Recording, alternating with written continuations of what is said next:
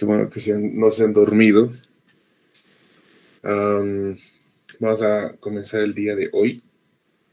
Si no se han olvidado, tenemos tarea.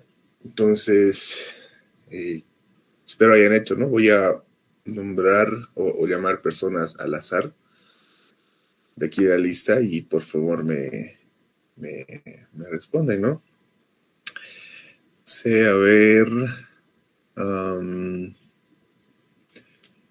Juliano, que estabas desde temprano.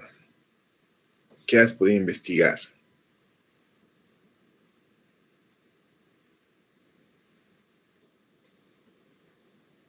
Buenos días. Buen día. La verdad no he podido investigar nada, ya que el año pasado cuando estaba de desarrollador ya había entrado a sus clases y ahí se había hecho y no estaba, para esta ocasión no lo hice.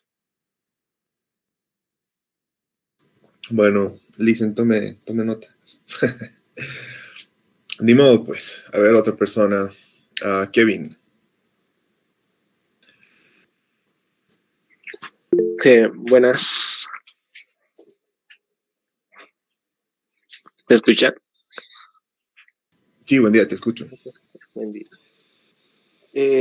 Investigar acerca de una crisis que haya pasado debido a la falta de CUAS. En realidad son 3. Sí. A ver, investigué de una máquina de radioterapia que se llama Terac 25. Ok. Que no hicieron el correcto desarrollo solo una persona y no hicieron el testeo necesario y debido a eso murieron 6 personas y varias personas se vieron afectadas con partes de su cuerpo que ya no podían mover.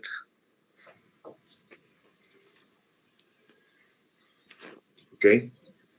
Sí, o sea, ¿por qué les pido que hagan esto? Porque es importante que ustedes sepan, vale la redundancia, lo importante que es hacer QA.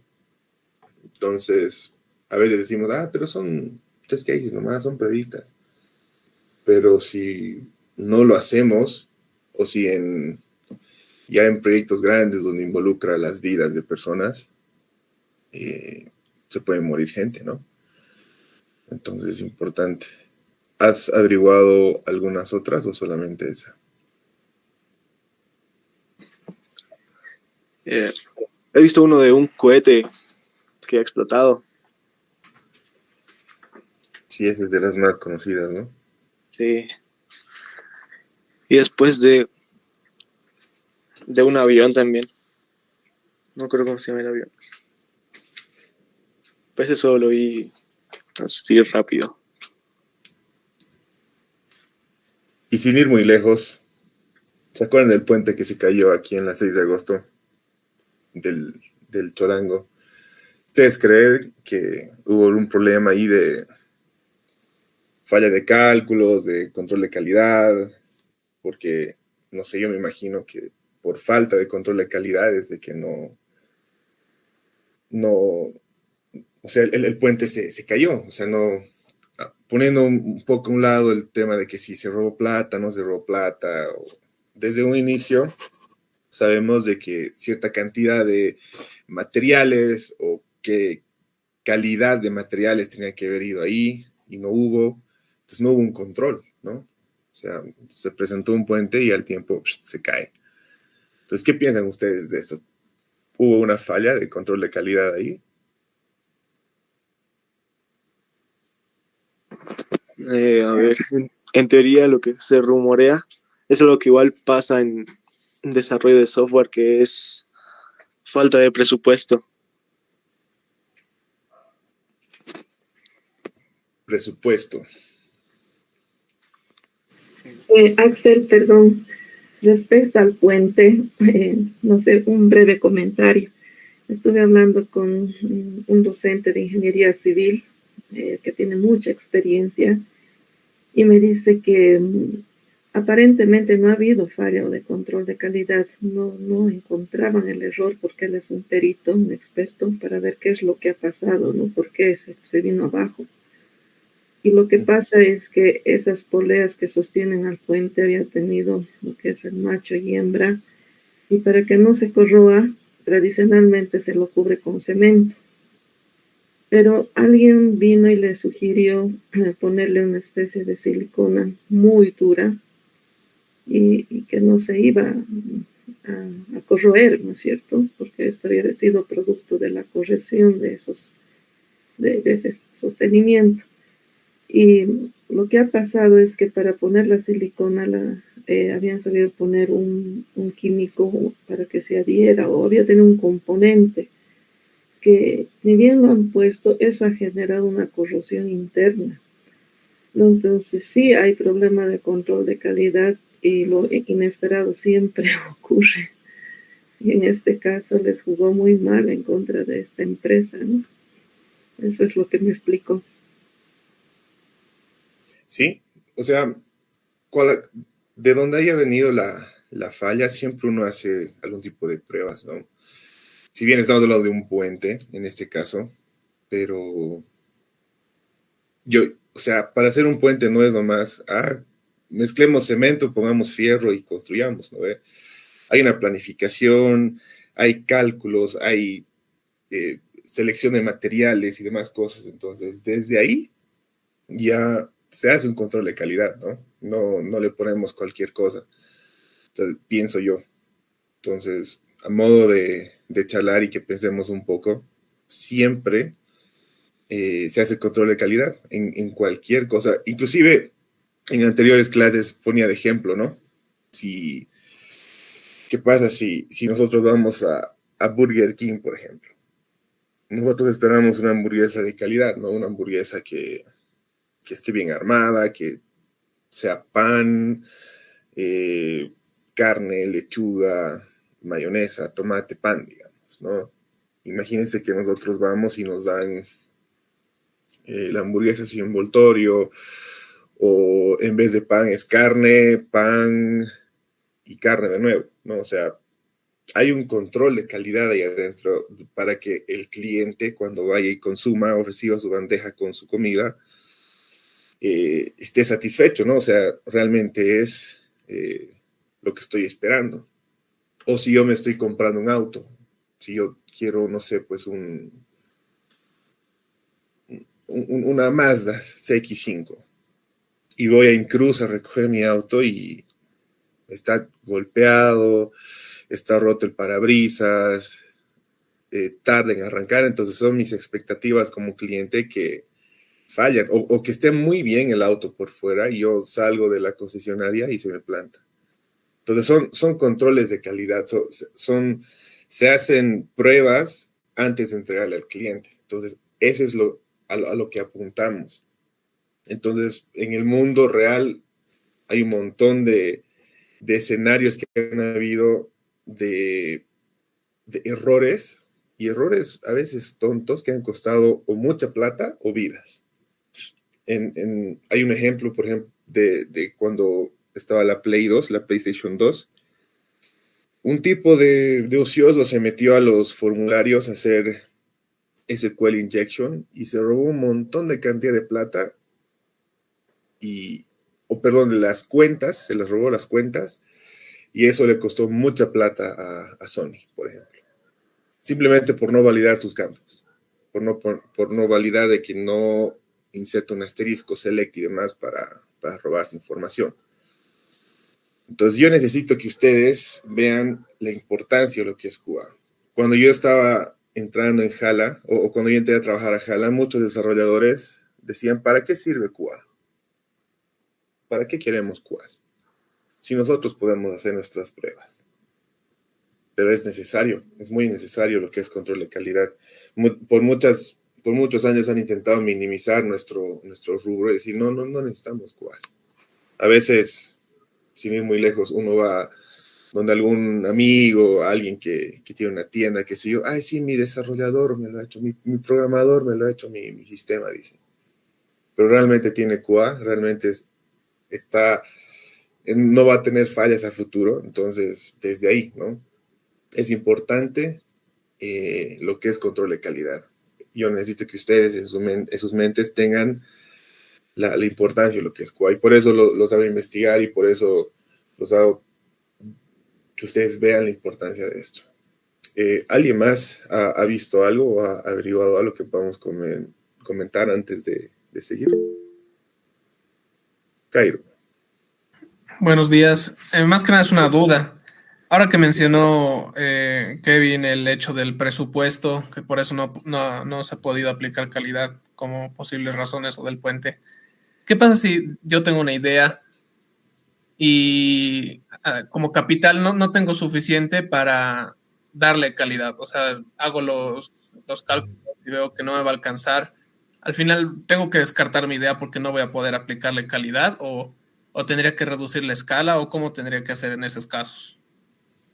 No he estado en la situación en la que el proyecto ha estado, o sea, no he estado en un proyecto en la que haya estado en esa situación, pero desde mi punto de vista es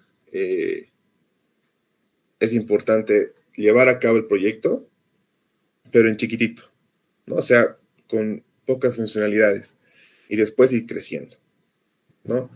Porque imagínate que tienes un mega proyecto y solo puedo pagar a los desarrolladores. Ok, se hace, solo se desarrolla y después, más adelante, tendrías que contratar un equipo de QA que pueda trabajar y que sale o sea, sí he estado en esa situación en la que se ha llevado a cabo el proyecto, se ha desarrollado y se ha mandado a producción con miles de bichos y miles de errores y demás. Pero así han empezado a trabajar. Y ya, como ya han vendido la aplicación y tienen más ingreso, entonces, ok, contratemos un equipo de control de calidad que entre. Entonces entra a calidad a testear una aplicación que está con muchos errores, muchos bichos, y ahí recién comenzamos, ¿no? Con pruebas exploratorias y de ahí empezamos a documentar un poco y ahí el proyecto empieza a tener un poquito más de calidad, ¿no? O sea, sí he estado en ese escenario. Pero mi recomendación es que calidad siempre va desde el principio, ¿no? Entonces, pues, empezar a trabajar algo más pequeño, con funcionalidades básicas, y de ahí ir creciendo, ¿no? O sea, vos sabes que el software se vende, ¿no? Entonces, vas vendiendo, lo vas ofreciendo a clientes que lo puedan utilizar, y de ahí vas teniendo un poco más de ganancia y ingreso, y ahí lo vas escalando, ¿no? Porque el software, la idea no es de que lo trabajamos y muere, ¿no? Hay siempre un proceso de escalabilidad, de que pueda crecer, que haya nuevos features, que haya nuevas ideas, renovaciones, etcétera, ¿no? Entonces, yo veo, o sea, yo voy de ese lado, por ese lado. Listo, Axel, muchas gracias. De nada. Bueno, entonces, a ver, comencemos lo de hoy. Hablando con la Inge, hemos cambiado un poquito el cronograma. Vamos a ver hoy día un poco lo que es un test plan, o sea, cómo se trabaja el test plan y cómo son las historias de usuario, porque ya van a ustedes comenzar a trabajar con los chicos de ingeniería de software que van a ser los desarrolladores de las aplicaciones o los sistemas que ustedes van a trabajar.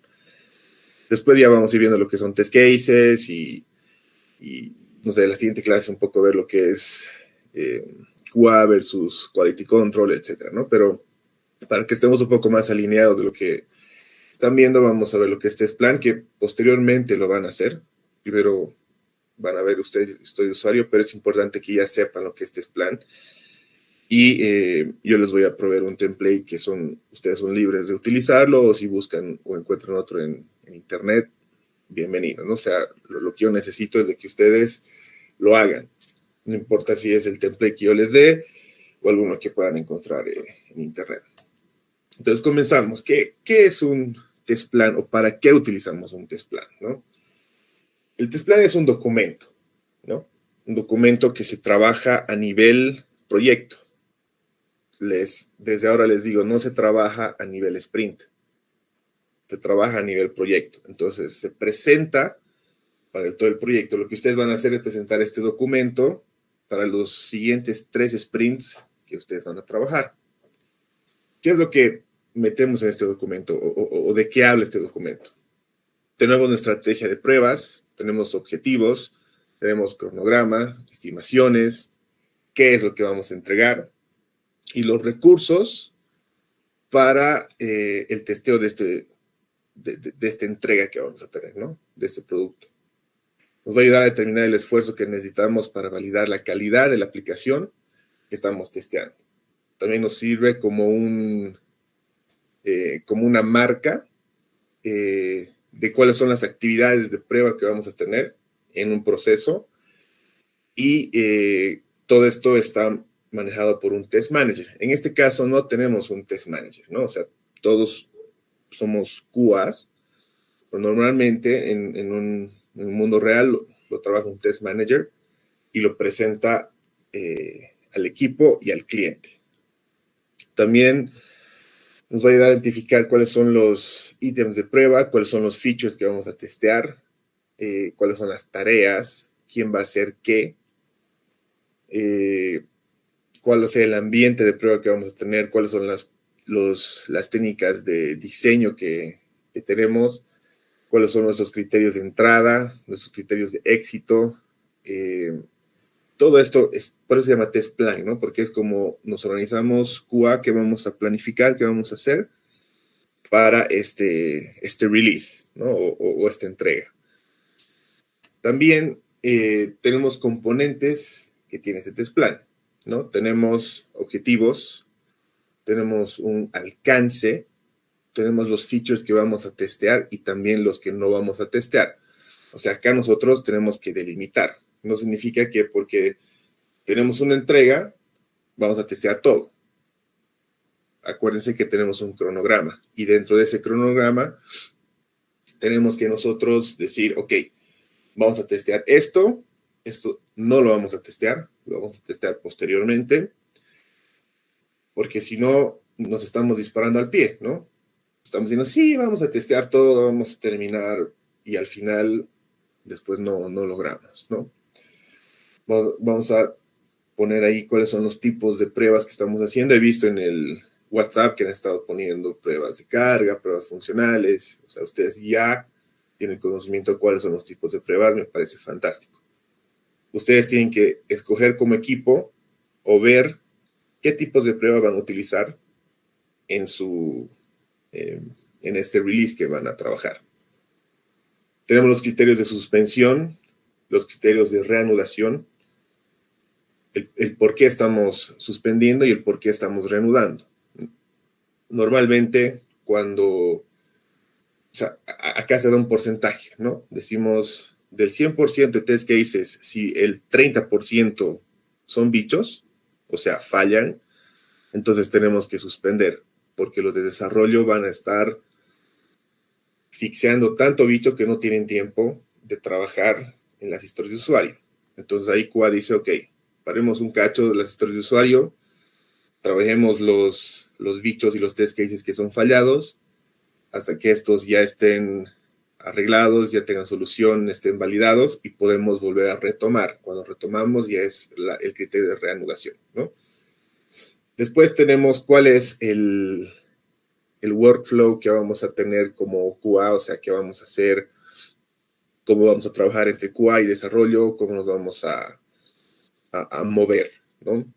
Cuáles son los roles y responsabilidades. Acá se pone quiénes son los devs, quiénes son los QAs, quién es el test manager, quién es el Scrum Master, el PO. Entonces ustedes, por ejemplo, se supone que cada equipo de ustedes tiene que tener sus reuniones de Scrum todos los días, ¿no? Entonces ahí, ¿quién va, además de ser dev o además de ser QA, quién va a ser el Scrum Master? ¿No? Alguien que organice la reunión, que mande la invitación y todos los días nos vemos, no sé, pues 10:30 de la mañana y hablamos de qué he hecho ayer, qué voy a hacer hoy, si tengo un problema. O sea, esa persona también está aquí, ¿no? En el test plan.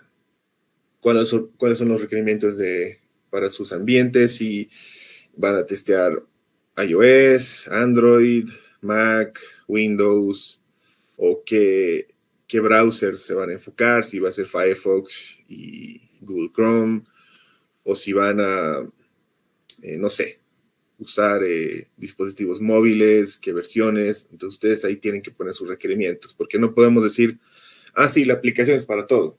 No, o sea, se supone que estamos un poco delimitando en qué se va a trabajar. Por ejemplo, si van a trabajar aplicaciones móviles, ustedes van a decir qué versiones de Android soporta, qué dispositivos han visto que soporta, y en un siguiente test plan, por ejemplo, si quieren trabajar para iOS, ¿no? Para Apple. Entonces ya depende de ustedes. Pero es necesario que ustedes pongan estos requerimientos de ambiente. Luego están los riesgos, ¿no? Siempre hay riesgos. Hay un riesgo de que por ejemplo, en la pandemia el riesgo más grande era que se contagien y se mueran, ¿no? Tus recursos de ingenieros. Hay un riesgo de que puedas tener ingenieros que no tengan la capacidad o los skills para trabajar, entonces los vas a capacitar, ¿no? Pero vamos a ir viendo hoy todos estos componentes de un test plan. Entonces, ¿por qué tenemos este test plan? Ayuda a las personas fuera del equipo de testeo, o sea, de nosotros como QAs, como desarrolladores, los que manejan el negocio, clientes, a entender los detalles del testing, ¿no? De las pruebas que estamos haciendo. Y esto guía nuestro pensamiento como QAs. Es como si tuviéramos un libro de reglas, ¿no? Es como una Biblia, digamos, ¿no? Donde, ¿qué es lo que vamos a seguir nosotros como QAs en este release? Y es importante, o sea, tiene aspectos importantes como la estimación, el alcance y las estrategias de pruebas que son documentadas en este test plan, ¿no? Entonces, este mismo test plan ustedes lo pueden utilizar para otros proyectos. Por eso es que yo les decía que les puedo proveer un template, ¿no? De un proyecto anterior que hice. Y ustedes lo pueden, como ya tiene algunas cosas llenadas, entonces pueden ustedes orientarse de qué es lo que pueden poner en los siguientes releases que puedan tener. Entonces, ¿cómo escribimos un test plan? Deme un segundito. Ok. Analizamos el producto, ¿no? Ustedes ya han analizado qué es lo que van a desarrollar, qué ideas tienen, plataformas, etcétera, ¿no? Diseñamos nuestra estrategia de pruebas. Ahí es donde decimos qué vamos a, más o menos. Es como cuando ustedes redundantemente juegan estos juegos de estrategia, ustedes saben cómo van a ir a atacar al enemigo, ¿no? Qué van a hacer, por dónde se van a mover. Lo mismo acá. Tenemos que armar una estrategia de cómo vamos a trabajar en conjunto para lograr los objetivos. Luego definimos cuáles son nuestros objetivos de prueba. Definimos cuáles son nuestros criterios de prueba. Y también cuáles son, planificamos cuáles van a ser nuestros recursos, ¿no? Hablando de recursos humanos, es decir, de personas con las que vamos a trabajar, roles y demás, y también recursos respecto a equipos, ¿no? Si van a virtualizar, si van a utilizar, no sé, Android Studio, digamos, si van a... porque, a ver, como QAs, nosotros no podemos tener los dispositivos físicos con los que vamos a trabajar. Tendría que ser un proyecto con mucho dinero para que podamos tener todos los dispositivos físicos. Entonces virtualizamos. Y ahí es donde decimos cuáles son los recursos que vamos a utilizar. Yo siempre les digo, virtualicen, o sea, no utilicen sus celulares propios para hacer pruebas. Utilicen Genymotion, utilicen Android Studio, etcétera, ¿no? Donde ustedes puedan virtualizar esto, porque uno es un celular propio, personal, donde hay información personal, y cualquier rato se puede arruinar, qué sé yo, por alguna prueba. Entonces es mejor virtualizar. Y lo mismo si van a utilizar aplicaciones de escritorio, por ejemplo, o si van a hacer una aplicación web, igual virtualicen, ¿no? O sea, trabajen en ambientes controlados. Entonces, eso es cuando planificamos nuestros recursos. Y casado con eso, el ambiente, ¿no? ¿Cuál va a ser nuestro ambiente de prueba? Nosotros tenemos que aprender a deployar nuestros ambientes, a crear nuestros ambientes. Yo me acuerdo cuando estaba en Jala, mi proyecto me hizo deployar Windows Server. Eran 2 Windows Server y una base de datos en Oracle. En mi vida había yo deployado Oracle y ahí aprendí. Ahora debe ser mucho mejor, mucho más avanzado y muy distinto a lo que yo había visto antes. Pero nosotros como QAs deployamos nuestros ambientes. Luego vemos cuáles son el cronograma y estimación. Decimos vamos a trabajar o vamos a terminar esto hasta tal fecha o en tantos sprints. Ustedes en sus documentos tienen que poner para el primer sprint vamos a trabajar todo esto, el segundo sprint todo esto, porque nos estamos comprometiendo viendo estimaciones y tiempos a que para ese sprint presentamos tales funcionalidades, ¿no? Y determinamos cuáles son las entregas de prueba, ¿no? O sea, como nos estamos comprometiendo a entregar a tal fecha, para tal fecha ya entregamos lo que hemos testeado, ¿no? Básicamente esto va en un test plan, es un documento relativamente sencillo, se puede trabajar en un par de horas, pero la idea es de que ustedes no llenen el documento por llenar, porque en el mundo real no es nomás, sí, lo voy a llenar para que esté ahí el test plan, porque ahí estamos nosotros comprometiéndonos con tiempos y que vamos a entregar a cierto tiempo lo que nos hemos comprometido a entregar. Muchas veces, sí, no, es que no hemos acabado, es que no hemos llegado a cumplir. Imagínense un cliente al que el que les está pagando. Ustedes vienen y dicen, no vamos a llegar, no vamos a cumplir, pucha, el equipo queda súper mal, ¿no? Entonces, lo que nos comprometamos nosotros o sea, lo que ponemos en el test plan y nos comprometemos en tiempos, tenemos que cumplirlo. Y si por alguna razón nos damos cuenta que no lo vamos a lograr, entonces levantamos bandera, ¿no? O sea, decimos, perdón, ¿saben qué? Teníamos estimado cumplir esto para, no sé, el 20 de septiembre, pero tenemos unos retrasos, tenemos una situación, entonces lo vamos a entregar para la primera semana de octubre, ¿no? Pero eso es a tiempo, hablan del mundo real. Ustedes, en este caso, no pueden postergar, ¿no? Porque están en clase en una materia. Entonces, ustedes sí o sí tienen que cumplir lo que están poniendo en el test plan. Entonces, sus proyectos tampoco tienen que ser gigantes porque tienen 3 sprints de 3 semanas, ¿no? Entonces, sí algo funcional y algo que podamos ver o donde ustedes puedan aplicar todo lo que están aprendiendo.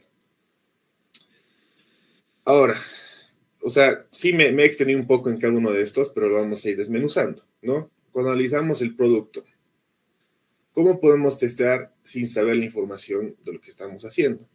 O sea, es imposible. Entonces, tenemos que aprender el producto que vamos a trabajar antes de testearlo. Es decir, nosotros como QAs tenemos que saber y manejar de qué se trata el producto. A veces el producto es bien complejo, bien complejo. Pero es nuestra labor aprender y saber todas las partecitas porque se supone que estamos testeando todo, ¿no?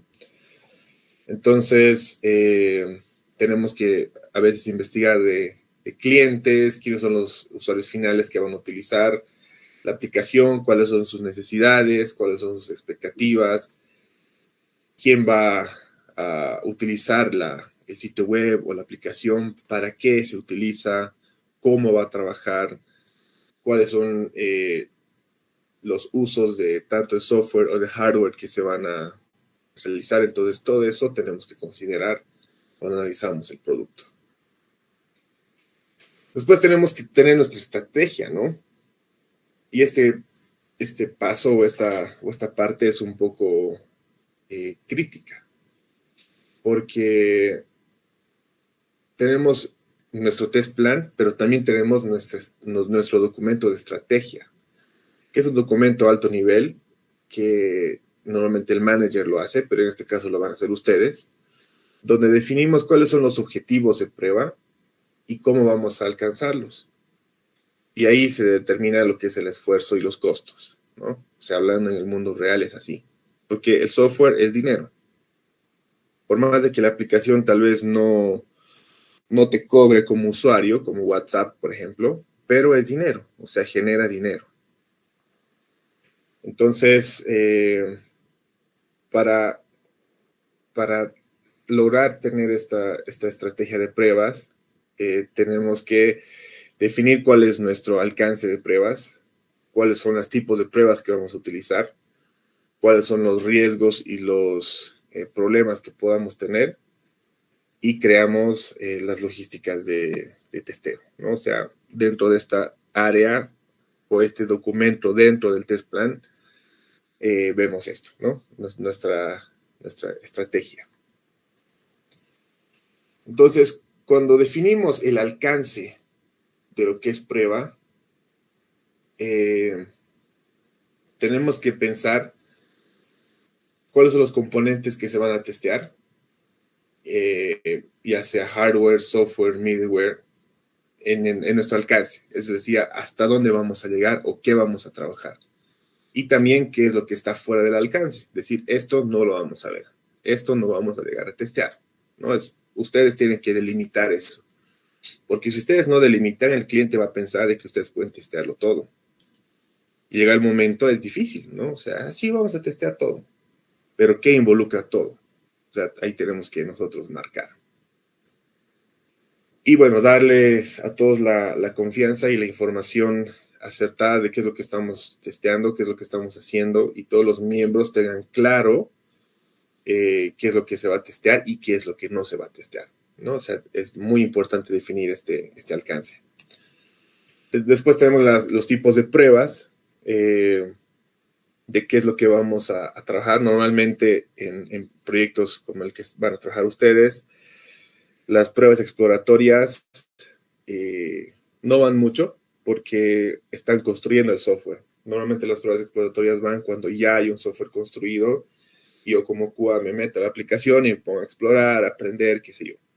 Pero ustedes están básicamente construyendo desde scratch, ¿no? Desde cero. Entonces, exploratorias no irían. Pero sí, ¿qué pruebas irían en el tipo de trabajo que están haciendo? Serían las pruebas de humo, las pruebas de regresión, las pruebas de compliance, no me acuerdo cómo en español. Sí, y bueno, también las de UAT, por ejemplo, ¿no? Si van a hacer pruebas después de que ya hayan cerrado los tickets antes de mandar a producción. Entonces, ustedes tienen que ver, de acuerdo a las pruebas que han aprendido y de las pruebas funcionales, qué es lo que van a meter en su test plan, ¿no? Por ejemplo, tenemos las pruebas unitarias, que las hace, normalmente las hacen los desarrolladores. Nosotros como QAs a veces no nos metemos mucho ahí, ¿no? Podemos hacer pruebas de API cuando tenemos los endpoints y queremos testear cuáles son los requests y los responses, ¿no? De las pruebas de API. Tenemos pruebas de integración cuando testeamos, o sea, cuando tenemos diferentes módulos y tenemos que integrarlos, ¿no? Entonces, que los módulos puedan trabajar entre sí y no se rompa nada. Las pruebas de sistemas, cuando ya testeamos todo, ya integrado. A veces pruebas de instalación, pero en el caso de ustedes, si van a trabajar móvil, tal vez ahí pueden hacer unas pruebas de instalación, ¿no? El APK. Pero si van a trabajar en web, normalmente no hay una instalación, simplemente es una URL que metes a un navegador y comienzas a testear, ¿no? Y bueno, aquí tengo pruebas de Agile, si se están utilizando las metodologías ágiles, pero nosotros ya estamos en eso, ¿no? Estamos usando Scrum, entonces ahí no hay alguna prueba que se tenga que hacer. Entonces tenemos el documento de riesgos y problemas que podamos tener y cómo los podemos mitigar, ¿no? Es como les decía, si por ejemplo algún algún miembro del equipo necesita algunos skills para trabajar, entonces se lo entrena. Si el cronograma está muy ajustado para completar el proyecto, entonces tenemos una prioridad de la actividad, es lo que le decía, ¿no?, a su compañero. Si el manager tiene pocos skills de managing, entonces, o de management, perdón, se le toman un curso. O sea, esto es en caso de que el proyecto tenga el suficiente dinero para entrenar a alguien y el tiempo también. Pero si estamos ajustados, no podemos darnos el lujo de, sí, es que me tengo que entrenar. No podemos, ¿no? A veces hay falta de cooperación entre los ingenieros, entonces es animar al equipo. Y esto es bien común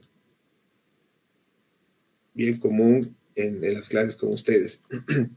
Algunos no quieren, algunos abandonan la materia, algunos no les importa, y se enojan, se pelean, que no ha trabajado, que no ha hecho nada. Entonces, siempre es bueno animar al equipo, ¿no? Y que puedan inspirarse a poder trabajar juntos y poner su esfuerzo, ¿no? Y a veces hay una estimación que no se hizo bien respecto a costos y al presupuesto, entonces hay que establecer un alcance, ¿no? El alcance es muy importante aquí, porque aquí es plata, o sea, lo que tenga de presupuesto, el alcance se ajusta a eso. No significa que, vamos a trabajar más y, no sé, pues al debe. No se trabaja así. Entonces, según el alcance que tenemos, el presupuesto va muy casado a eso. Entonces, es lo que le decía a su compañero. Después tenemos las logísticas de prueba, ¿no? ¿Quién va a testear? O sea, tenemos que, nosotros como QAs nos ponemos o sea, como QAs tenemos habilidades que otros tal vez no tengan, ¿no? Algunos tienen conocimiento de lo que es API testing y el otro no. Entonces, el que sabe de API, lo mandamos a trabajar con API. El que sabe hacer scripts de base de datos, lo mandamos a hacer los scripts, que él pueda corroborar que la información sí se está guardando en la base de datos. Entonces, ahí tenemos que ver cuáles son las fortalezas de cada QA y ponerlo a hacer lo que sabe hacer. Porque imagínense que yo no sé hacer scripting en base de datos y me mandan a hacer pruebas de base de datos, voy a retrasar al equipo, ¿no? Entonces ahí la logística de prueba falla, ¿no? La idea es de que nosotros podamos entregar software de la manera más rápida posible y de la mejor calidad. Entonces, que tenga la habilidad de entender el punto de vista del cliente, que tenga un deseo muy fuerte por lo que es calidad, que sea muy detallista y que pues, tenga buena cooperación. Entonces, estos skills son importantes para lo que es un QA. Pero, ¿quién va a testear? Hay que ver sus fortalezas y mandarlo a eso, ¿no? Para un mejor un mejor rendimiento del equipo como tal. ¿Cuándo va a ocurrir esto? Estas actividades de QA normalmente comienzan desde un inicio, ¿no? Pero cuando tengamos los requerimientos, tengamos el recurso, o sea, los recursos humanos, nuestro ambiente, ya podemos testear, ¿no? O sea, estos tres componentes son esenciales para que nosotros podamos empezar a testear. A veces decimos, pero no, todavía el desarrollo no ha entregado, no nos ha dado el build, pero ustedes pueden ir trabajando test cases, de acuerdo a las historias de usuario. Ustedes ya son el equipo de QA que puede empezar a trabajar y ustedes ya tienen sus ambientes listos para testear, ¿no? Obviamente, el ambiente es cuando ya tenemos un build. Hay una diferencia. Nosotros como QAs creamos nuestro ambiente, ¿no? O sea, deployamos, instalamos según los requerimientos. Y después ya tenemos o estamos listos para que venga el build, ya sea un instalador o ya sea una URL, ya podemos nosotros instalarlo y empezar a trabajar. Pero es importante que desarrollo cumpla con entregarnos a QA el ambiente, o sea, el build. Porque sin eso no ponemos, no, sin eso nosotros no podemos testear, no podemos trabajar. Entonces, ustedes tienen 3 semanas. Luego, esas 3 semanas no significa que las 3 semanas de desarrollo va a desarrollar y darles el último día para que testeen. Eso es un escenario bien común, ¿no? He visto que un día antes, 2 días antes, recién le están dando a QA para que testee y QA está pues como loco testeando. Y ahí se van a escapar muchos bichos, ¿no? Porque estamos testeando rápido para poder cumplir. Entonces, yo pienso que de las 3 semanas, máximo semana y media o 2, desarrollo ya tiene que tener listo las historias trabajadas para que en esa semana QA trabaje, porque existe el riesgo de que QA, o sea, no el riesgo, va a pasar que QA encuentre bichos y tengan que devolverlas a desarrollo para que las arregle y vuelva a QA, recuerden eso. Entonces, si tenemos semana y media, digamos, ¿no? Para poder hacer el testeo, devolver historias, crear bichos y que vuelvan a nosotros y las validemos y recién pasen a ser terminadas. Entonces, eso tomen en cuenta. Y no es un tema de pelea, pero es importante que desarrollo entregue a tiempo, ¿no? Eso vamos a ver un poquito más adelante cuando veamos historias de usuario. Los objetivos, ¿no? El objetivo es que podamos alcanzar nuestra ejecución de pruebas y que encontrar la mayor cantidad de defectos de bichos posibles y asegurarnos que el software está libre de bichos para el release. Siempre van a haber bichos, pero la idea es de que los bichos que puedan aparecer en el producto final sean mínimos o difíciles de ver, ¿no? Tan difíciles que ni siquiera QA los ha visto, pero siempre hay un bicho, siempre hay un escenario chiquitito que se nos escapa, ¿no? Y a veces hay bichos conocidos, entonces cuando uno saca el release, hay los known issues que dice, bueno, sí hemos sacado esta versión, estos son los bichos que hemos visto, que hemos identificado y los vamos a arreglar en un hotfix, ¿no? Pero eso es un poco más adelante. La idea es de que entreguemos el software con la menor cantidad de bichos posible, ¿no? Ahora, tenemos 2 pasitos para definir estos objetivos. Tenemos la lista de todas las funcionalidades, ya sea de UI, de performance, que se necesitan testear. Y tenemos que definir de cuál es el enfoque o la meta para testear estos features, ¿no? Tenemos que nosotros decir, esto es lo que estas son las funcionalidades, esto es lo que vamos a testear, este es el tipo de pruebas que vamos a hacer, ¿no? Entonces definimos nuestro objetivo ahí. ¿Cuáles son los criterios? Esto es lo que decía de suspensión, de éxito, y siempre me olvido poner acá reanudación, ¿no? Esto es importante porque en sus demos nosotros les preguntamos por qué hay esto, ¿no? O sea, cuál es el criterio que estás utilizando y por qué razón es esta cantidad.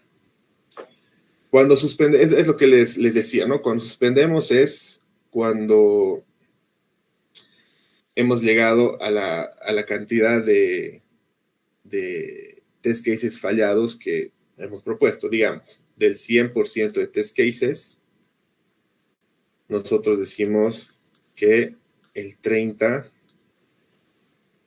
ya es criterio de suspensión. ¿Por qué? Es lo que les decía. Tenemos tantos bugs, tantos test cases que han fallado, que el desarrollo no tiene tiempo de arreglar los bichos y de seguir trabajando historias. Entonces, ok, cachito, decimos. Dejamos de trabajar historias hasta que el desarrollo haga un fix de todo esto, QA valide todo esto y recién, cuando esto ya disminuye, nosotros utilizamos el criterio de reanudación, ¿no? Ahora, el criterio de éxito es del 100% de test cases, el 95% se han cumplido, el 95% se han testeado, entonces ya es un éxito, ¿no? O sea, estos dos van casados y dependiendo de estos dos, tenemos el criterio de éxito, ¿no? Entonces, eso es importante que ustedes sepan manejarlo. Dime, Giuliano, perdón. Una pregunta, ¿cuál sería el criterio de suspensión adecuado para un primer sprint? O sea, ¿cómo lo podríamos definir de acuerdo al principio? O sea, en realidad, los criterios de suspensión no se manejan por sprint. ¿Se podría manejar? Sí, pero estos criterios los estás poniendo en un test plan, y el test plan es a nivel de proyecto. Entonces, normalmente es un 25 o 30%, ¿no? Pero no, o sea, no es un valor que ustedes ponen al azar. Es un valor que ustedes tienen que poner en base bueno, a experiencias anteriores y cómo se ha trabajado. Pero en el caso de ustedes, yo pienso que un 30% está bien, ¿no? Pueden utilizar, he visto equipos que usan 35, otros han usado 25, o sea, pueden ir en ese rango. Pero la idea es de que se cumpla, ¿no? O sea, si de 100 test cases 30 fallaron, ok, dejamos de hacer historias y nos dedicamos a que desarrollo haga fix de estos bichos y nosotros validemos. Y una vez validados, disminuye el criterio que tenemos de suspensión y reanudamos. No sé si eso responde a tu pregunta. ¿Sí? Súper. Entonces, eso es importante que ustedes lo manejen, ¿no? Porque en el demo nos van a decir, sí, hemos utilizado tanto de criterio de suspensión, acá está el criterio de renovación y el criterio de éxito, ¿no? O sea, éxito es los test cases que han sido successful, ¿no? O sea, que han pasado. Eso. Ahora, ¿cuáles son los recursos que tenemos en el test plan? Tenemos que tener un resumen, digamos, de las personas, ya sea de recurso humano, equipo, materiales o lo que se necesite para el proyecto que estamos trabajando, ¿no? Es importante saber y determinar el número de personas que están trabajando. Normalmente son varios, ¿no? O sea, son equipos de 6 QAs, de 5 devs, o un equipo de 11, 12 personas, o sea, son equipos grandes. Pero ahí ustedes tienen que ver quién tiene qué roles, digamos, ¿no? Normalmente a alguno le gusta hacer el Scrum Master y el QA, o el Scrum Master y el Dev. Y es bueno, ¿no? Porque he visto en proyectos anteriores que el que es QA y además ha sido Scrum Master, bueno, él presenta, ¿no? Y habla así, hemos tenido reuniones, hemos tenido reuniones todos los días a tal hora. Él es el que organiza el equipo, el que organiza el board o ¿cómo se llama? Donde están trabajando, donde están los tickets, donde los pasan a to do o los pasan in doing o done, ya dependiendo de cada equipo cómo se maneja. Entonces el Scrum Master ve eso y a mí me gusta, ¿no? Cuando dicen, sí, el Scrum Master soy yo y él es el que presenta, ¿no? O sea, tiene la seguridad y la autoridad de presentar las métricas y demás, ¿no?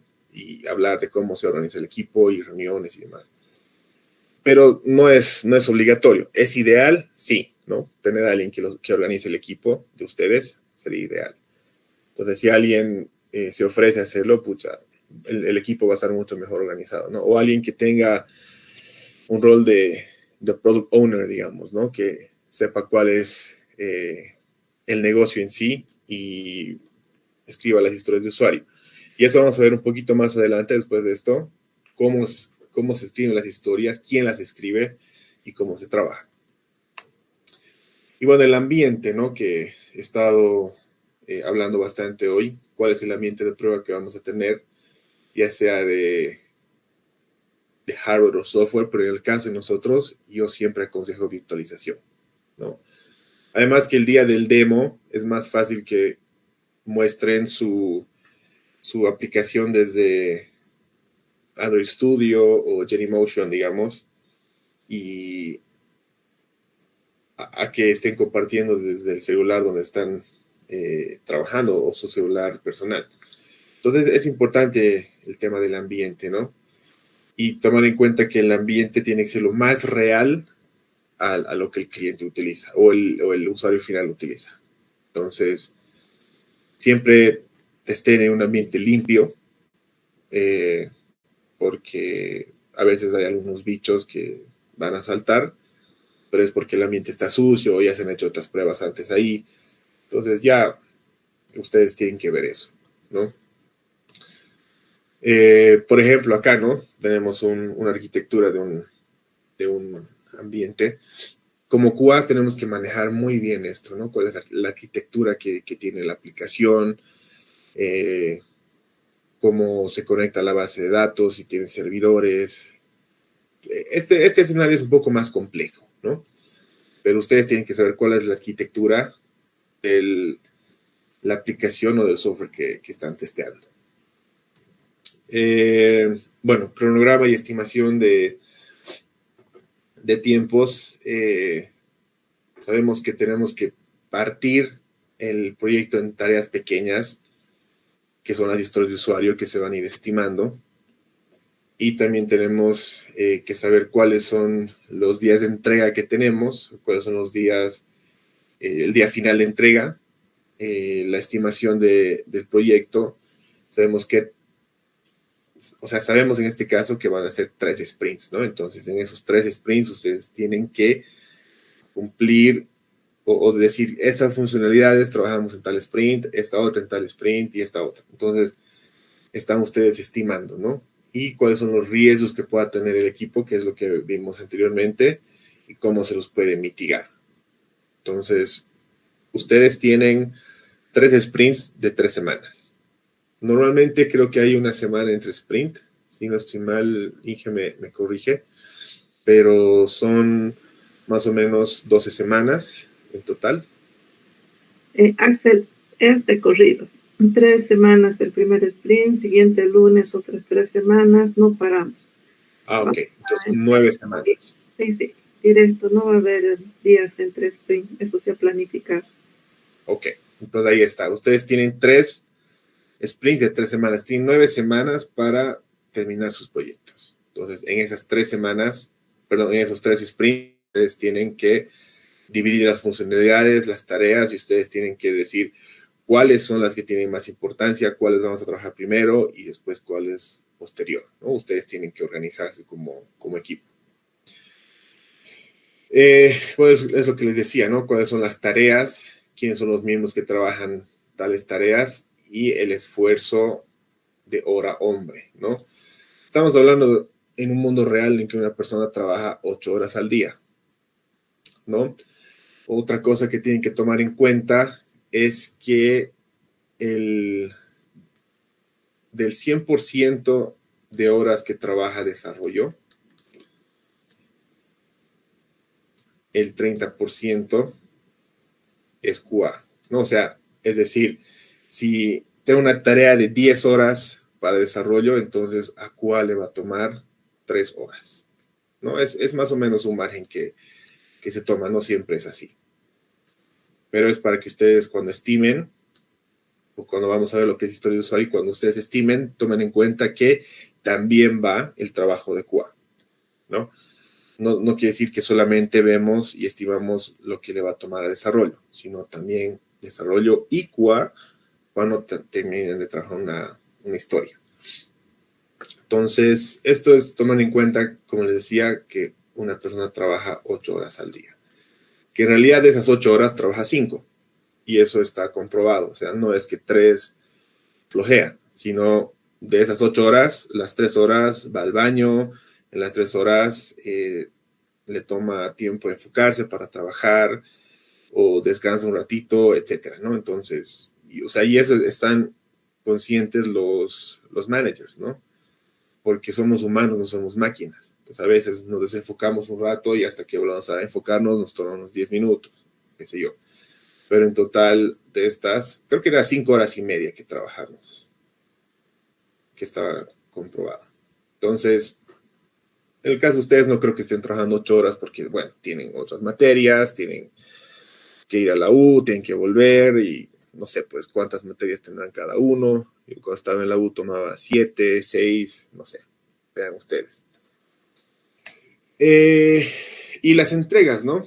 ¿Qué es lo que vamos a entregar antes de testear, durante el testeo y después de testear, ¿no? O sea, dentro de lo que, o sea, hablando de lo que es el test plan. ¿Qué entregamos antes? Tenemos los documentos del test plan, los test cases y las las pruebas de diseño, ¿no? Durante ¿qué es lo que entregamos? Nuestros scripts, si hemos tenido algún simulador, la data, esta Test Traceability Matrix, que les voy a mostrar cuando veamos test cases, pero es una matriz para poder tener un mejor coverage, ¿no?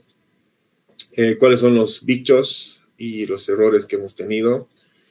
Y cuando ya finalizamos, tenemos los reportes, los resultados, que esto lo vemos en el demo, ¿no? Cuáles son los guidelines de instalación. En el caso ustedes no van a tenerlo, ¿no? Porque es prácticamente web, y cuáles son los release notes. Pero eso es lo que normalmente se entrega, el antes, durante y el después, ¿no? Pero eso es cuando ya estamos trabajando. El antes siempre va el test plan, ¿no? O sea, perdón. El test plan es importante porque ahí está toda nuestra estrategia, todo lo que vamos a trabajar, cómo vamos a trabajar, quiénes, cuánto tiempo, cuáles son las funcionalidades, etcétera, ¿no? Y ya después, cuando ya hemos terminado el ciclo, reportes, cuáles son los bichos, notas, etcétera, ¿no? Los criterios, y eso nosotros lo vemos en sus demos. Así que trate que sus demos sean lo más puntuales posible, sin dar vueltas. Normalmente, dime, Jairo. Una consultita. En la parte del before, ¿lo de los test cases se refiere a los criterios de aceptación que vamos a colocar en las HEU? Sí, o sea, los test cases son validaciones de esos criterios de aceptación. Ah, ya está bien, gracias. Sí. Me olvidé lo que estaba. En sus demos. Entonces, a veces se presenta, ¿no? Hola, somos del equipo tantos, los integrantes somos tantos, y, o sea, pues ahí perdemos un poco el tiempo, ¿no? Lo que queremos saber es quién ha testeado cuántas historias, sin necesidad de leer la historia tanto, simplemente a simple vista ver que, no sé, pues Jairo ha testeado, perdón, que el equipo ha testeado tantas historias, y de esas historias Jairo ha trabajado tantos test cases. Y que Juliano ha trabajado tantos test cases. Y Jorge y Abel, ¿no? Entonces ahí nosotros vemos quiénes ha trabajado qué, pero no es necesario leer cada test case o leer cada una de esas. Simplemente es tener números y después en vista de equipo, el equipo cuántos test cases ha creado, cuántos test cases han pasado, cuántos test cases han fallado, cuáles son los criterios, y siempre pedimos un ejemplo, ¿no? Y cuando pongan sus ejemplos del test case, del bicho, pongan el mejor, no pongan el más simple, pongan el más complicado, el que más les ha costado o el más interesante para que nosotros podamos ver. Pero ya ahí me estoy adelantando un poco. Ya vamos a hablar respecto a los demos. Ahora sí, historia de usuario. Hasta antes de esto, ¿alguna otra duda o alguna otra pregunta?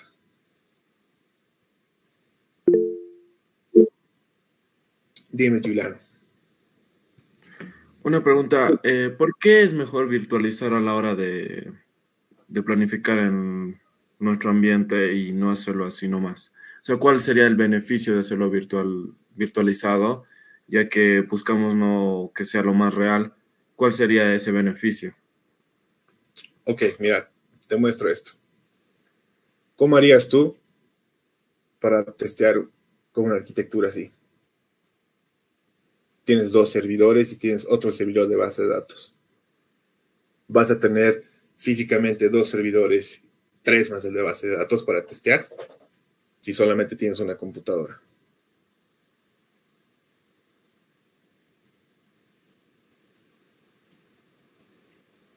No estoy seguro.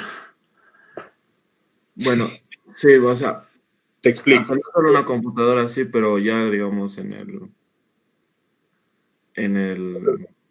la vida real, por decirlo así. Ponte a pensar y imagínate que esta es la arquitectura de la aplicación que estás utilizando. donde necesitas 2 servidores, ponte uno para que instales Exchange y otro para que instales, no sé, pues, otro servidor, y además tienes la base de datos.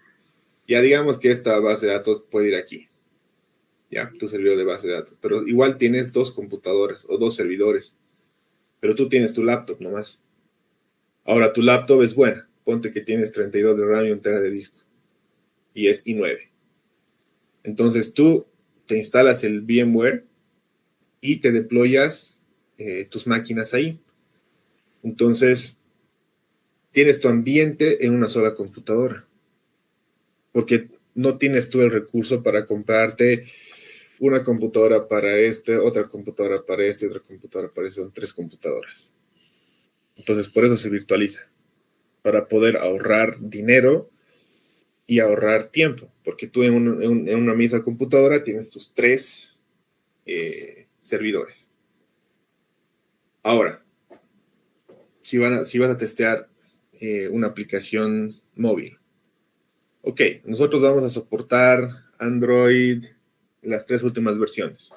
¿Tienes los celulares ahorita para testear?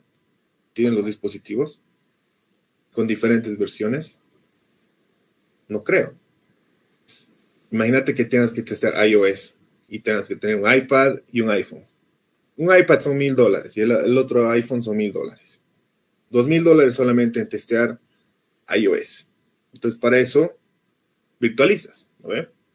Entonces, esa es la razón por la cual yo les pido que virtualicen. Ahora, imagínate que estás testeando y por algún error o algo tu celular se arruina y vas a tener que comprarte otro porque has utilizado tu celular físico para testear. Entonces, como se hacen pruebas, es importante tener tus ambientes virtualizados. Otra cosa y otra razón por la cual es importante virtualizar.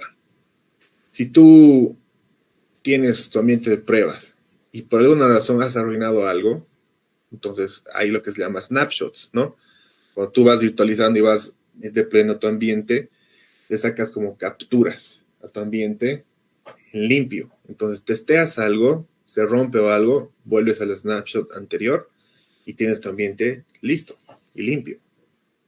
Entonces ahí ahorras mucho tiempo. Imagínate que estás testeando lo mismo y tu computadora se arruina o algo por la prueba que estás haciendo, o se ensucia tu ambiente.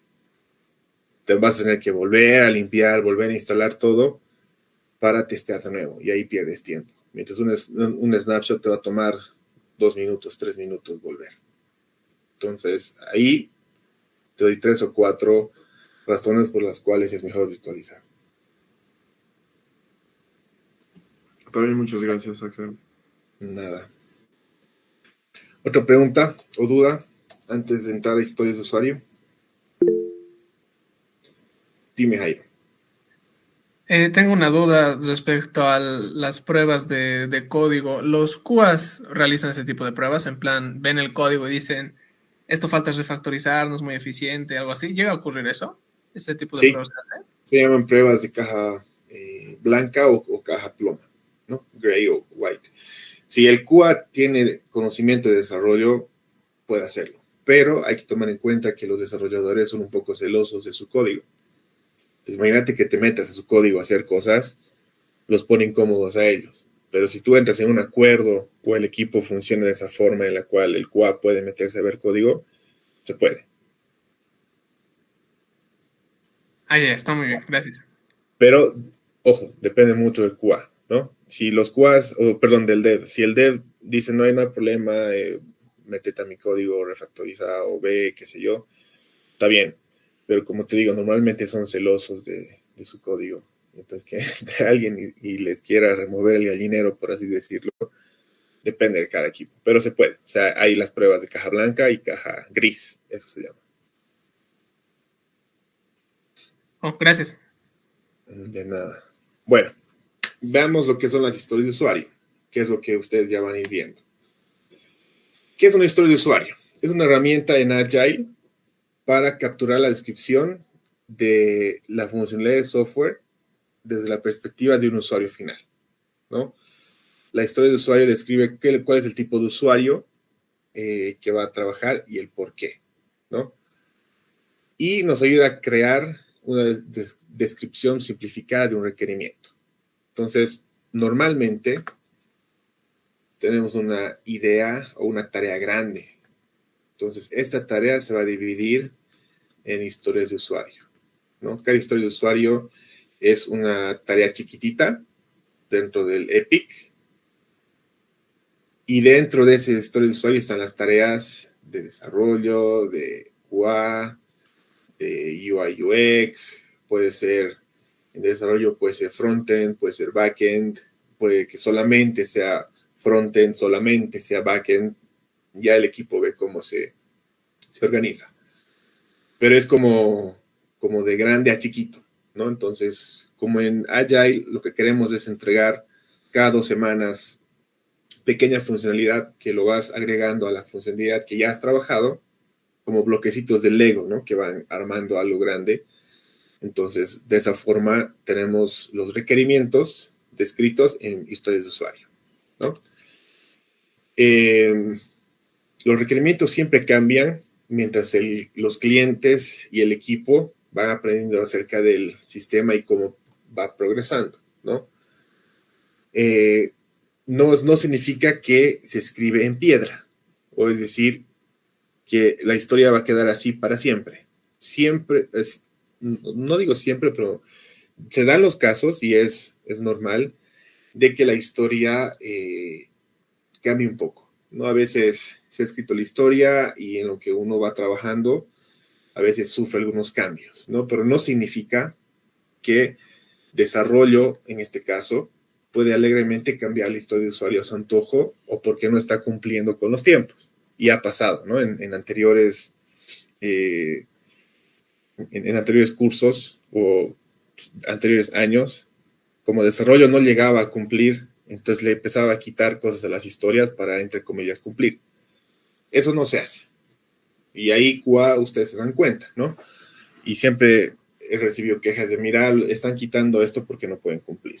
Entonces no funciona de esa forma. Pero quien tiene la potestad de hacerlo es, en el mundo real es el Product Owner, ¿no? Porque el Product Owner es el que tiene el conocimiento de la aplicación, de cómo funciona. Además que tiene contacto con el analista de negocio, entonces sabe cuáles son las funcionalidades que van a ir en cada historia, ¿no? Siempre las historias se escriben con el quién, qué y el por qué en un requerimiento. En simples términos, las historias de usuarios son ideas de requerimientos que van a expresar lo que necesita el usuario. Las historias de usuario son breves y cada elemento contiene unas 10, 15 palabras. Y las historias son listas de lo que vamos a hacer, ¿no? El to-do. Y determina los pasos de cada una mientras vamos en el proyecto. Entonces, ¿quién, qué y por qué?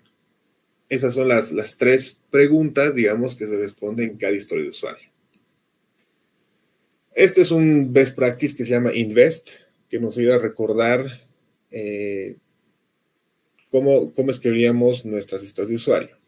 Nuestras historias de usuario tienen que ser independientes o tratar de que sean independientes, porque a veces hay dependencia y no podemos trabajar una historia porque no se terminó otra, ¿no? Entonces la idea es de que podamos hacer, a veces es inevitable que tengan dependencia, pero lo mejor es diseñarlas y apuntar a que sí sean independientes.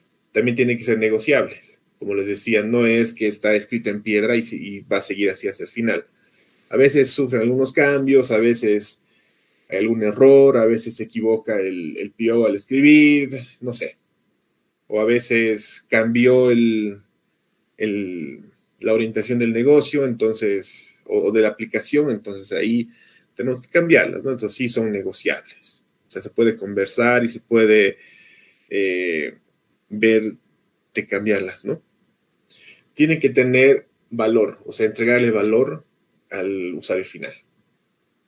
Tienen que ser estimables. Ahorita, más adelante, vamos a ver cómo las vamos a estimar, para darles es decir, cada historia son tiempos, ¿no? Entonces nos va a tomar tanto tiempo terminar esa historia, por eso es que las vamos a estimar. Lo ideal es que sean pequeñas, que se las pueda trabajar entre 3 y 4 días, porque recuerden que ustedes tienen sprints de 3 semanas, es decir, tienen 15 días hábiles.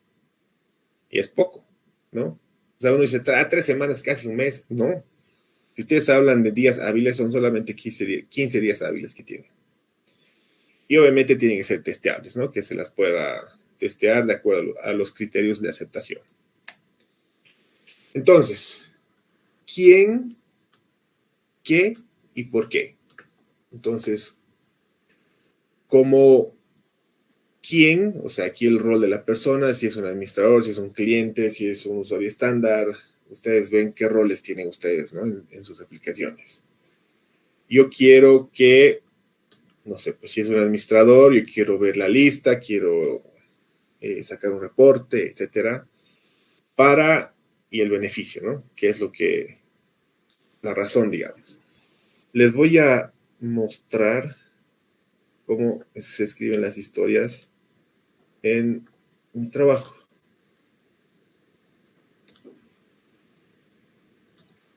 Acá. Yo trabajo con una aplicación de formularios para pacientes en un hospital. Entonces, como un paciente, yo quiero tener un proceso limpio para que sea más fácil el manejo, no sé, y pueda tener una fuente con más confianza, ¿no? Entonces, ahí está. Y allá, acá abajo, desarrollan de qué es lo que se trata, el diseño, Figma es el UI, entonces funciona así. Aquí están los criterios de aceptación, por ejemplo, y si hay algunas notas, ¿no? Entonces, así se escriben las historias de usuario en el mundo real. De la misma forma acá. El quién, el qué y el por qué. Entonces, siempre tomen en cuenta eso para tener mejores historias de usuario, para que sean más claras, así como las que les he mostrado, y estén los criterios de aceptación, y cada persona que entre a trabajar la historia, ya sea desarrollador o ya sea QA, sepa qué es lo que tienen que hacer, ¿no?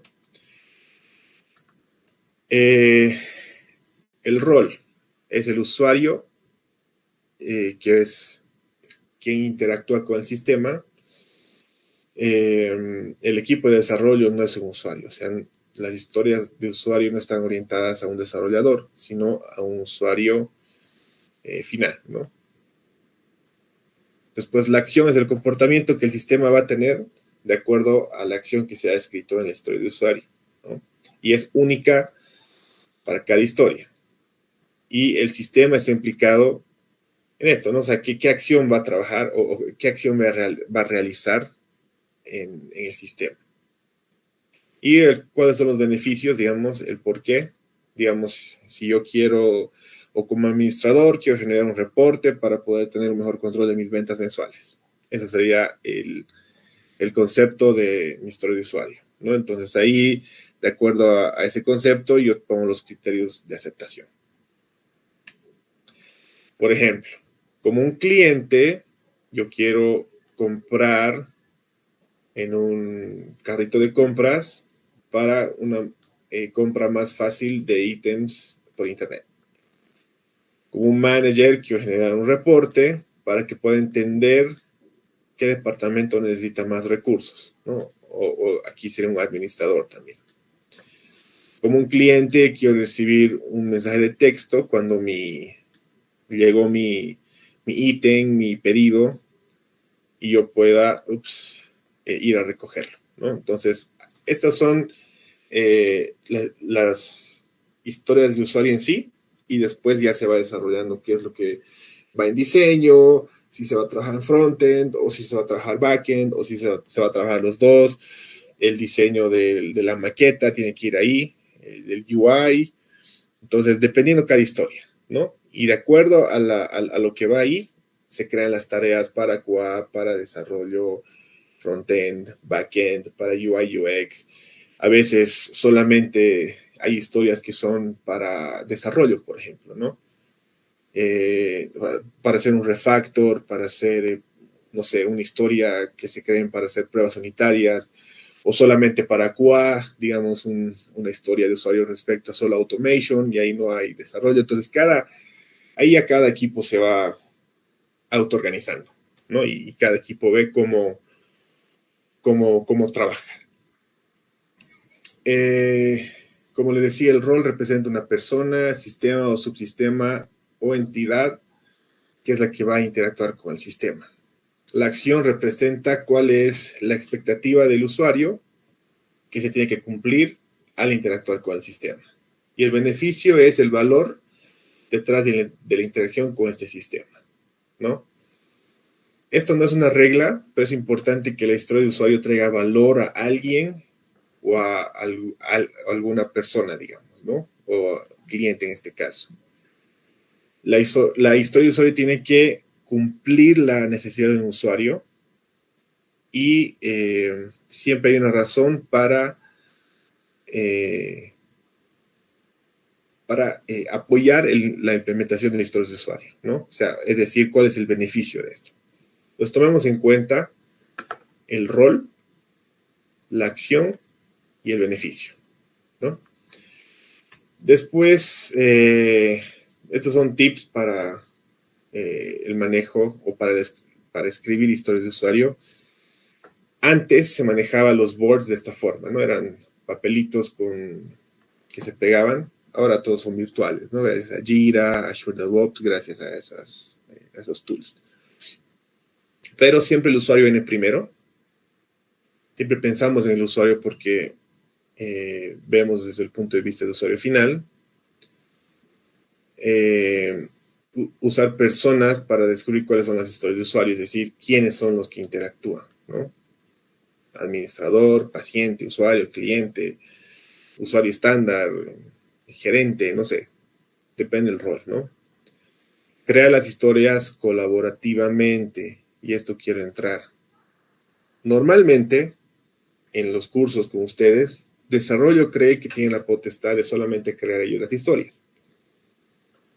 No es así, porque también como QAs nosotros damos nuestro punto de vista y les decimos, oye, no iría esto aquí, o no trabajaríamos, no sé, de esta forma, o no le pondríamos esto. Entonces siempre está también control de calidad ahí. Entonces traten de que sea colaborativamente, sin pelea, ¿no? Sin decir, el Axel ha dicho que nosotros también tenemos que entrar a esto y vamos a colaborar con ustedes sí o sí. O sea, no entren en ese plan, sino díganles, miren, las historias de usuario se trabajan en conjunto porque somos un equipo, entonces las veamos. Y ahí traten de colaborarse para escribirlas. Las historias de usuario tienen que ser simples y concisas, así como las que les he mostrado hace rato, ¿no? O sea, son funcionalidad pequeñita de la grande para que se vaya trabajando, ¿no? Y cada una tiene sus tareas. Siempre se comienza con un epic, ¿no? Con una historia grande. Y de ahí se va desmenuzando, ¿no? Es lo que les mostraba aquí, al inicio. Tenemos el epic y de ahí vamos desmenuzando para sacar historias más chiquititas, ¿no?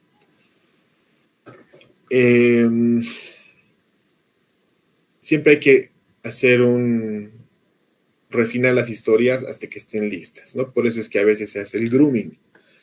¿Qué es lo que es el grooming? El grooming es una reunión a la semana donde agarramos las historias y las vemos, ¿no? Si no les hemos dado una puntuación, las puntuamos ahí. Y si ya tienen puntuación, las vemos, las revisamos y es como que las repasamos, ¿no? Ok, esta sí está bien, es como hemos quedado, ok, la siguiente. Y si no, esta es un poco antigua, la podemos modificar, podemos cambiar, o por ahí nos damos cuenta de que le va a tomar más tiempo de desarrollo trabajarla, entonces se la vuelve a estimar, ¿no? Entonces eso se llama el refinement, ¿no? El refinar las historias. Entonces una vez por semana se junta el equipo y las ve 1 hora, ¿no? 1 hora de reunión. Estas son las historias que vamos a ir viendo y ahí las tenemos listas para que en el sprint planning ya directamente sepamos cuál es su valor y las metemos a la planificación de las que vamos a trabajar, ¿no? Todas tienen que tener criterios de aceptación, es importante. Este use paper cards es como les decía antes, habían estas tarjetas, ¿no? De cuáles son las tareas que está trabajando cada uno y las que se han terminado, digamos, ¿no? Pero ahora todo es virtual. Mantenerlas visibles y accesibles, o sea, no significa de que como es mi historia, nadie la tiene que ver y yo la estoy trabajando, ¿no? O sea, todo el mundo tiene que saber qué historia estoy trabajando y si ya estoy acabando o no. O sea, siempre la transparencia al equipo, ¿no? Y no solamente te confíes en trabajar en tus historias, porque a veces las historias de otros van combinadas contigo, ¿no? O sea, como de un Epic partimos a diferentes historias de usuario, entonces no solamente eres tú y tú y tú, ¿no? Tu compañero también puede estar trabajando la historia que sea similar o que vaya acompañada a la historia que tú estás trabajando, ¿no? Estos son 10 tips para poder escribir mejores historias de usuario. Esto lo voy a avanzar en la siguiente clase, pero para mí es importante que quede claro lo de las historias de usuario. Tengo unos slides de lo que es estimación, pero la verdad es que como he cambiado un poco o sea, estamos cambiando un poco el cronograma y los temas de avance, no lo tengo ahora a la mano. Pero, a ver, déjenme ver si lo tengo por aquí. Déjenme un segundo, por favor.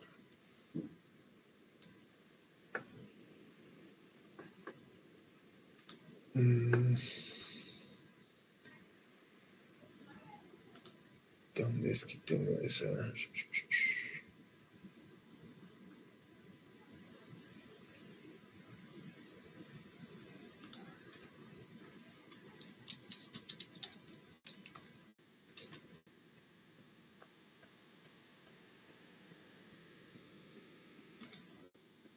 Aquí.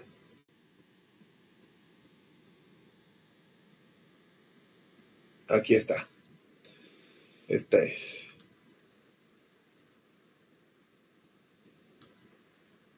Pero este es este de aquí es.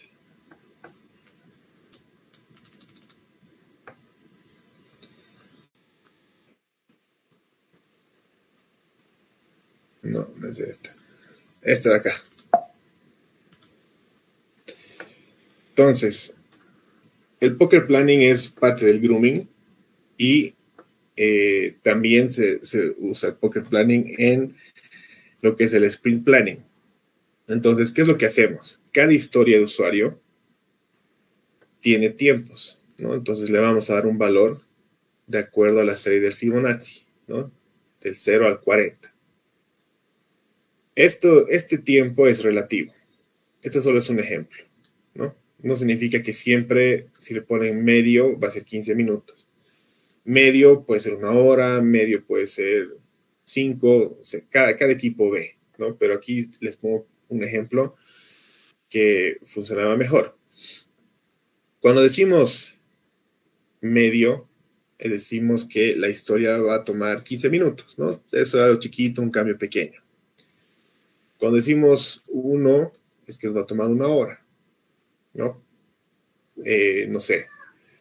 Tomemos en cuenta que esta hora, digamos, trabajé unos 40 minutos desarrollo y la cual tomé 20 minutos. Una cosa así. Ya cuando es 2 ya es más grande, no es mediodía, son 4 horas de trabajo. Pero siempre estas horas, recuerden, va también contemplado el tiempo que le toma a QA, ¿no? Si es un día, ya son 8 horas. Si es 3 días, pues ya es un poquito más grande, ¿no? 5 días ya es la mitad de un sprint, en el caso que el sprint sea de 2 semanas, y 10, un sprint completo. Estas historias que son así de 10 días o que me va a tomar un sprint, hay que intentar dividirlas o separarlas en historias más chiquitas. Porque imagínense, Ya me va a tomar un sprint. ¿Y qué pasa si no llegamos a terminarla? Pasó algo. Entonces esa historia pasa a carry over, no se logra terminar. Entonces es mejor historias más pequeñas a las cuales demos la estimación y de acuerdo a eso podamos trabajar. Ahora, cuando uno agarra historias, va sumando, ¿no?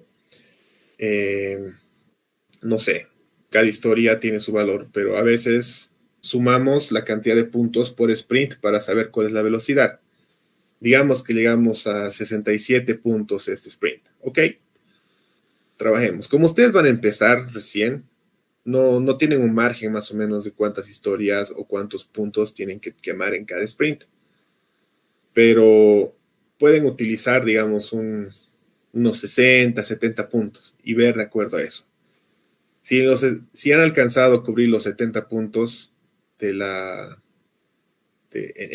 este sprint, significa que podemos tal vez llegar a 75, 76, dependiendo de las historias, ¿no?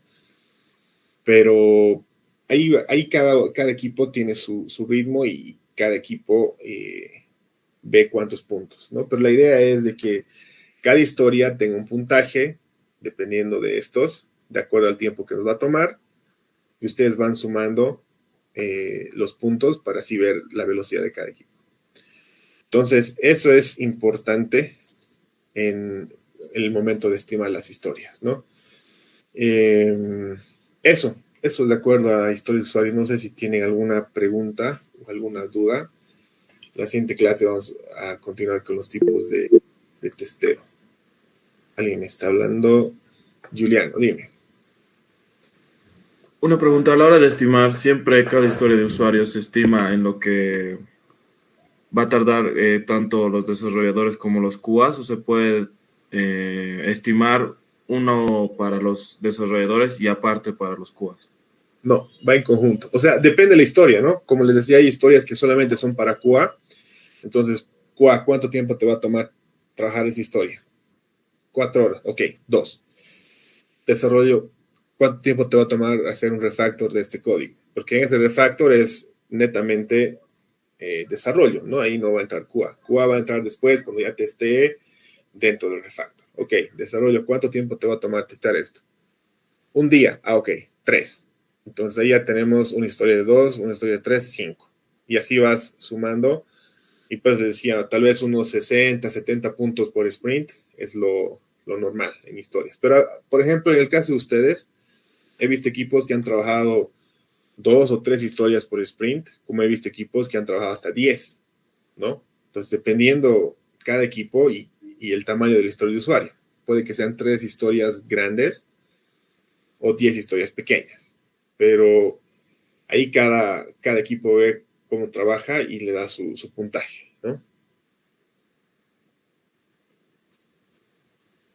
Está bien, Axel, muchas gracias. De nada. ¿Alguna otra pregunta? Dime, Jairo. Tengo una duda respecto a los criterios de aceptación. ¿Qué pasa si, por ejemplo, tengo cosas que se repiten en cada historia, como decir la fuente? Que si decidimos que sea Roboto, por ejemplo, o cualquier cosa, tenemos que especificar eso en cada historia de usuario. La fuente debe ser esto, la fuente debe ser así. En cada una tenemos que repetir lo mismo, lo mismo. Es que ahí tienes que, o sea, sí puede ser así, ¿no? Pero también puedes tener una historia de usuario solo de UX y UI y en una sola historia digas cuáles son la fuente, el tamaño, los colores, todo eso que se va a aplicar o sea, una historia de usuario netamente de UI, ¿no? Que se va a aplicar netamente a la aplicación. Entonces tú tienes tus historias de funcionalidad y después tienes la historia de UI, por ejemplo. Solamente es una idea, ¿no? Entonces, has trabajado las de funcionalidad, que todavía no tienes color, no tienes fuente, pero sí funciona. Al trabajar la historia de UI UX, entonces ahí cambia tu aplicación, el tema de colores, de fuentes, de tamaños, qué sé yo, y ahí QA hace un UI testing, ¿no? De que la aplicación sí esté como las maquetas. Hay otra forma que puede ser de que cada historia tenga una maqueta y en la maqueta te diga la fuente tanto, tamaño tanto y de esta forma tanto. O sea, las dos formas pueden funcionar. Eso depende mucho del equipo y cómo se organice. Listo, gracias. Nada. ¿Alguna otra duda o pregunta?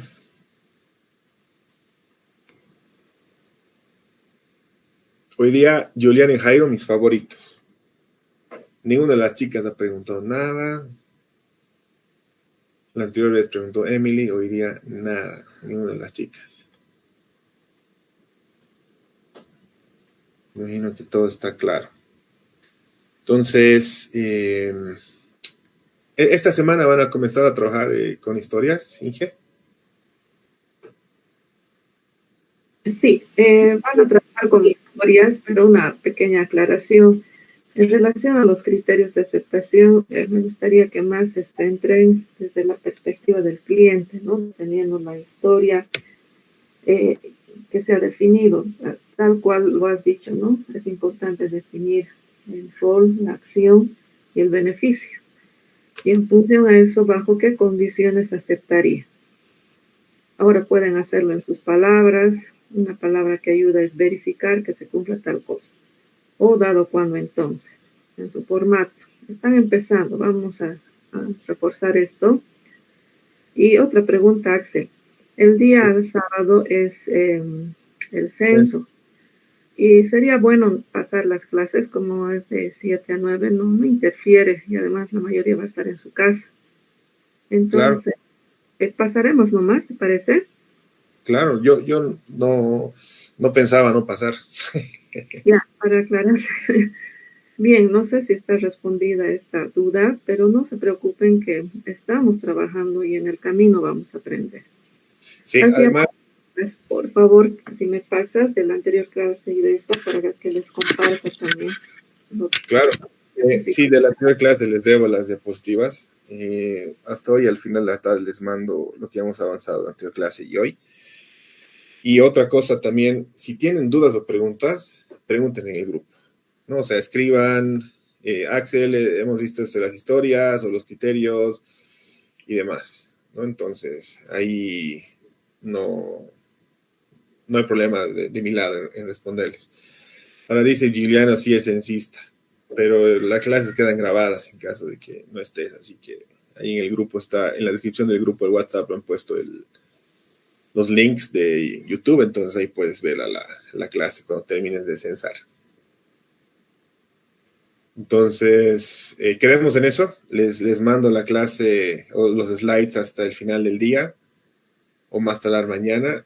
Y nada, pues nos vemos el sábado normal a las 7 y que tengan buen fin, de que descansen, chicos. Cualquier duda o pregunta, estoy atento. Gracias, Axel. Buen fin de semana para ti, para todos. Hasta luego. Muchas gracias. Hasta luego. Hasta luego, gracias. Chao, chao. Hasta luego. Hasta luego, gracias.